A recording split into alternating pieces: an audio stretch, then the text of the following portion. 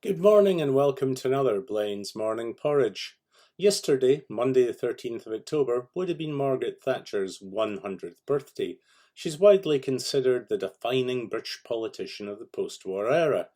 But it was a very different time back then, and we should not blind ourselves to the long-term consequences of Thatcherism. Decisions made under her leadership 35 years ago affect Britain today, and we exist in a very much less friendly and uncertain world. Now, I was chatting with my taxi driver, Simon, one of my great mates, as he drove me to the station the other day, and he asked me what I thought about the recent Conservative Party conference. I joked about the cult of Thatcherism that had been on display, and he came out with a classic comment.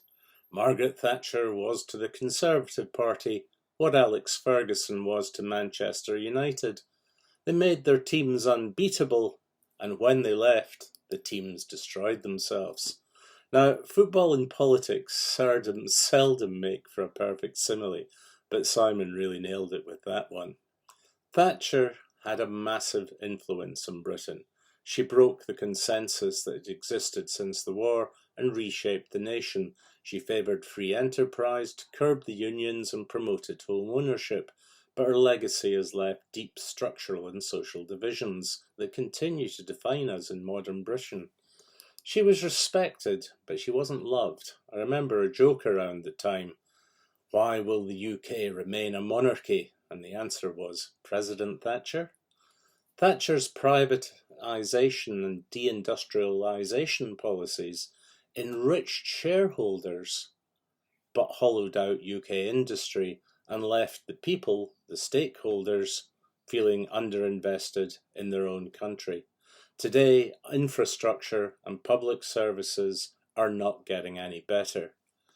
Her right to buy policy, without building adequate replacement social housing, has created a housing crisis, turning Britain into a nation of elderly haves and young have-nots.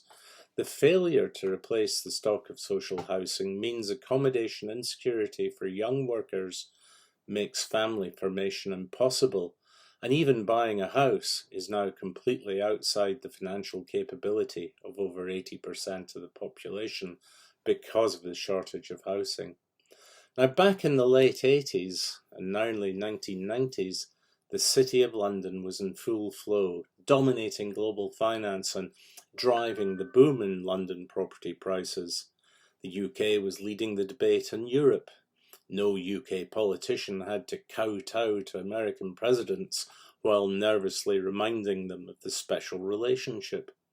British companies were some of the most admired on the planet, and the FTSE was a leading global stock index. How different things are today. Wander down any British high streets and you'll wonder what kind of retail holocaust occurred. The UK's most valuable private company is a porn site, OnlyFans. The city lacks entropy, feeling like it's run by actuaries for the benefit of regulators, cost accountants and compliance officers. The American investment banks dominate finance and are making trillions. There don't seem to be any big ideas driving broken Britain today. Labour might be marginally better than the last Tory government they replaced, but to be honest, that's not saying very much. Today's Britain is very different to the dynamic, confident UK of the Thatcher era. We now feel stagnant, unequal, and directionless. We're dominated by the bureaucracy of state and high taxes, foreign ownership, and weak productivity. It's a combination of these decades of same as social democracy under the blue team or the red team that has allowed the growth of bureaucracy. There has been massive corporate underinvestment. Companies have been sold far too early in their life cycles to American private equity firms that loaded them up with debt. Shareholders have been prioritised over the rights of stakeholders, that's you and I voters.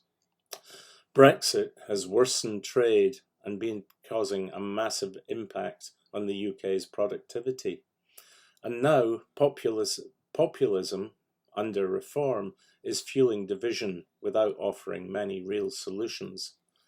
In a world where Britain's global relevance has diminished, we need a new kind of visionary leadership and a national plan to restore ambition, innovation, and confidence. Not necessarily a return to Thatcherism, which was very divisive, but a unifying, pragmatic renewal of purpose and pride. And there is no reason why we shouldn't do that. We still have fantastic people in this country. Our universities are full of some of the brightest minds, yet that's where we're cutting support and costs to build the industries of the future. Something has to change. And while we wonder what, don't forget my key market mantra number 2. Things are never as bad as you fear, but unfortunately, seldom as good as you hope.